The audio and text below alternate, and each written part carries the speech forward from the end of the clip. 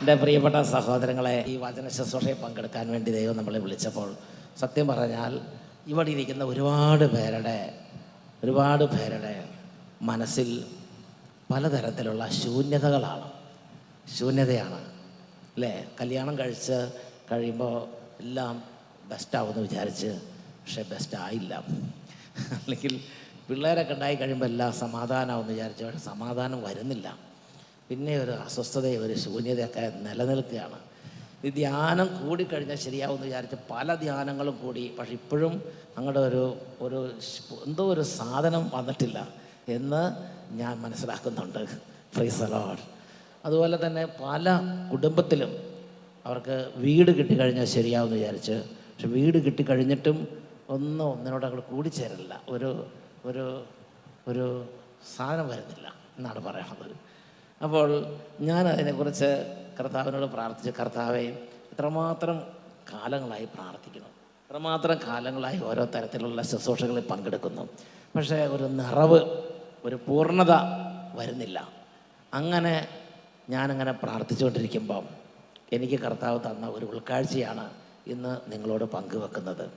കർത്താവ് തന്ന ഉൾക്കാഴ്ച യാക്കോബ് ശ്ലീഹയുടെ ലേഖനം 5:19-20 വാക്യങ്ങളിലുണ്ട്.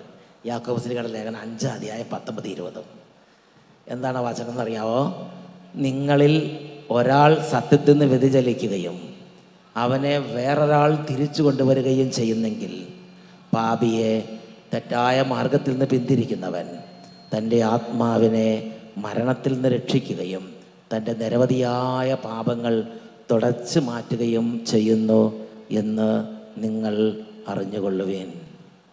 നിങ്ങളിൽ ഒരാൾ സത്യത്തിൽ നിന്ന് വ്യതിചലിക്കുകയും അവനെ വേറൊരാൾ തിരിച്ചു കൊണ്ടുവരികയും ചെയ്യുന്നെങ്കിൽ പാപിയെ തെറ്റായ മാർഗത്തിൽ നിന്ന് പിന്തിരിക്കുന്നവൻ തൻ്റെ ആത്മാവിനെ, അപ്പോൾ നമ്മുടെ ഉള്ളിലൊരു ആത്മാവുണ്ട്, ആ ആത്മാവ് മരണത്തിൻ്റെ അവസ്ഥയിലിരിക്കുന്ന ജീവിതങ്ങളുണ്ട്.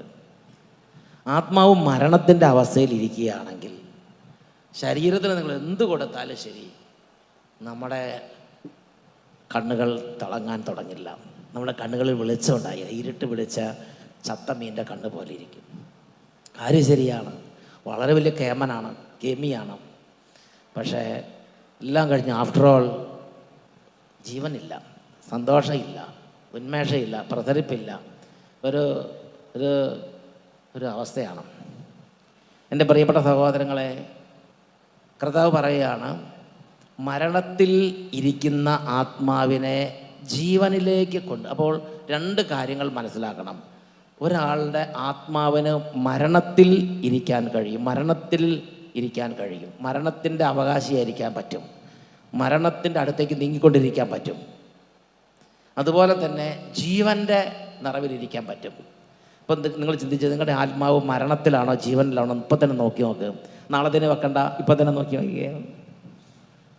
മരണത്തിലാണോ ജീവനിലാണോ? ഒരു ആൾ ചിന്തിക്കുന്നതിനാണ്, ഏതപ്പാ കോതമംഗൾ, എനിക്കൊന്നും അറിയാൻ പാടില്ല, ഞാനിവിടെ ഇരിപ്പുണ്ടെന്നുള്ളത്. പ്രിയപ്പെട്ട സഹോദരങ്ങളെ, അതിൻ്റെ പേരാണ് പരിജ്ഞാനം ഇല്ലാത്ത അവസ്ഥ, ആത്മീയ പരിജ്ഞാനം ഇല്ല ഉള്ളൊരവസ്ഥ. പടവലങ്ങ, വെള്ളരിക്ക, അതിനൊന്നൊരു പരിജ്ഞാനം ഇല്ലാത്തത്. അപ്പം അതുപോലെ നമ്മൾ ഇങ്ങനെ ജീവിച്ചു പോകാൻ പറ്റും. ഒരു കൊട്ടത്തേങ്ങ വെള്ളത്തിന് മുകളിൽ ഒഴുകിക്കൊണ്ടിരിക്കുകയാണെങ്കിൽ അതിന് വല്ല പരിജ്ഞാനത്തിൻ്റെ ആവശ്യമുണ്ടോ? അത് വെള്ളത്തിന് ഒരിടത്തിൽ ഒഴുകിപ്പോയിക്കൊണ്ടിരിക്കുന്നു. അതുപോലെ നമ്മൾ ഈ ഭൂമിയിൽ ഒഴുകിക്കൊണ്ടിരിക്കുകയാണ്. ഒരുപാട് പേരുടെ ജീവിതങ്ങൾ നിലപാടുമില്ല, നിലയില്ലാത്ത അവസ്ഥയാണ്. എൻ്റെ പ്രിയപ്പെട്ട സഹോദരങ്ങളെ, നമ്മുടെ ആത്മാവ് ജീവനിലാണോ മരണത്തിലാണോ എന്നെങ്കിലും നമ്മൾ അറിയണം.